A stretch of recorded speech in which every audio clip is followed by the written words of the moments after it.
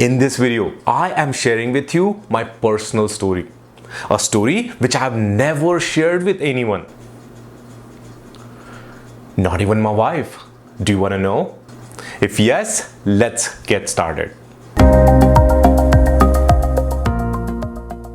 Back when I was in high school, there was this girl I was into.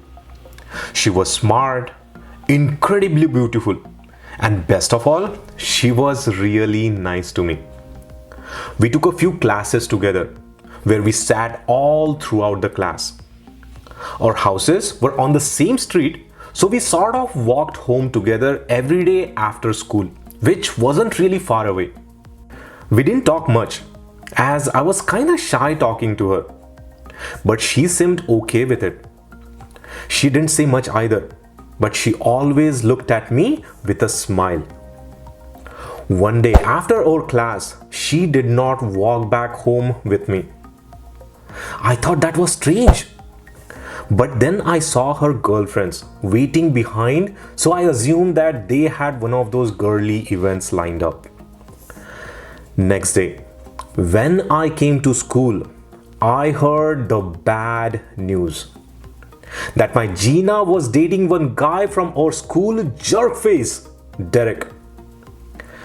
I was shattered and heartbroken and listened to a lot of sad music for months. Now, hear me out. The story that you heard just now was just in my head. Gina and I were never dating. Sure, we lived a few buildings apart, hence the walking home together after school was pretty obvious. But we were never really together. She walked a few steps ahead with her friend and a cousin. I used to walk a bit behind them. Gina always smiled at people because she was a nice person naturally. And in reality, she probably only smiled at me once or twice. I just recorded in my head and played it over and over again until I started believing that she smiled at me all the time. Which leads me to the point I was trying to make. I made up the entire relationship in my head. I really like Gina, but I never spoke to her. So I created a fantasy friendship built on a little snippets of reality. And I actually ended up with a real heartbreak for it. Many of us make up this imaginary battle in our minds and we react in fear as if this is a real battle. This is one of the main internal struggles we have when we are being called up to speak in front of a crowd. Before we even get up on the stage, we imagine the reaction of the crowd. It doesn't matter if you are going to be speaking to your peers, friends, or strangers. We picture that disapproving face in the crowd. We hear the mocking laughter and crude jokes that are being made about us while we are speaking. Sometimes we go too far imagining that audience is jumping on their seats and laughing at us. The humiliation of this paralyzes our courage and causes us to panic. But like me and my fantasy high school girl, all of this is simply in our head. The real battle is not facing the crowd of people. The real enemy in this case is you. As humans, we have been gifted with an active imagination. And this gift can be used in one of two ways. You can either use your imagination to fuel your comfort zone or fuel your dreams. The most powerful weapon in the arsenal of public speaking is not the oratory or speaking skills or great sense of style. It is not the absence of stage fright or great people skills. It is the ability to harness the power of imagination.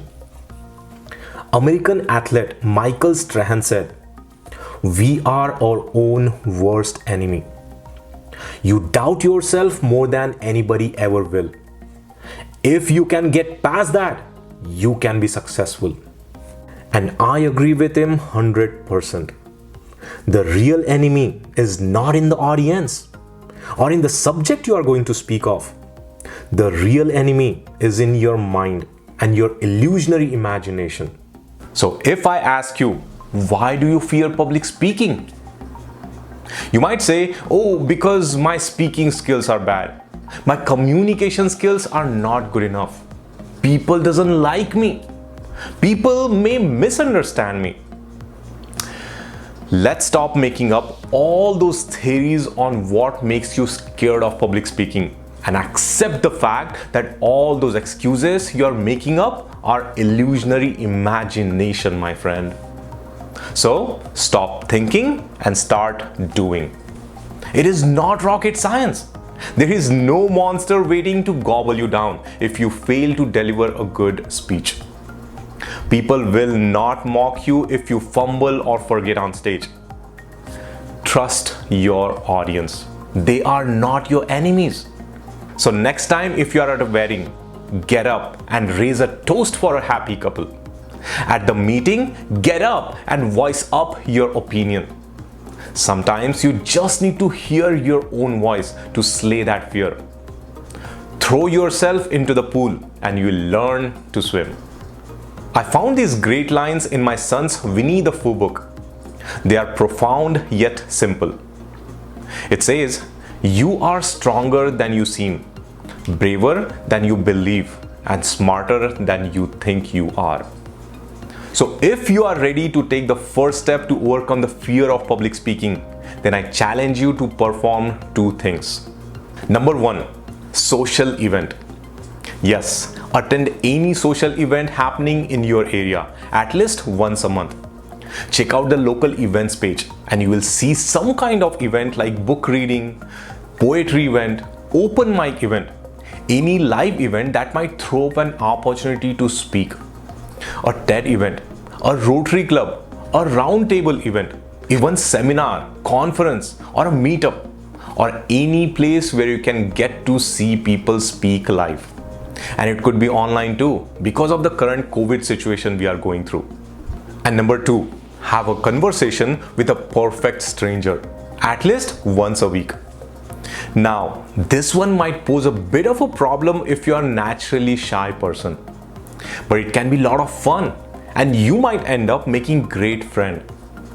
Try and strike a conversation with someone on the bus or a train or with that person who just joined your office today. It is an immense confidence booster and you will surely be happy to have made that first move. Let me end up with this now. Fear holds us back from doing amazing things. If speaking on the stage is one of those, then you should take the first step right now. Let me know how it goes and how I can help you. I came up with Success Wheels only to help you come forward and be an amazing speaker and communicator. I hope this video made sense to you. If you think I gave you good value in this video, then give me a big thumbs up. This is Nikhil. Keep speaking, keep expressing. The world is your stage. Now, you might know that I was a terrible speaker just few years back. But over the period of time, I honed this skill by taking it really seriously. Of course, made a lot of mistakes, but when I look back today, I'm glad I took public speaking seriously, which has helped me immensely in business, career, and personal life. After my hard learnings and experiences, I have created a course called Branded, which stands for Big Idea, Research, Accumulate, Nugget, Design, and Detach. It's tried and tested. And I'm not sure if it's for you and how serious you are about learning public speaking, but this could help you in selling your thoughts, ideas, or product to anyone in your business and professional life. If you are interested, link is shared in the section below. See you next time. Until then, keep speaking.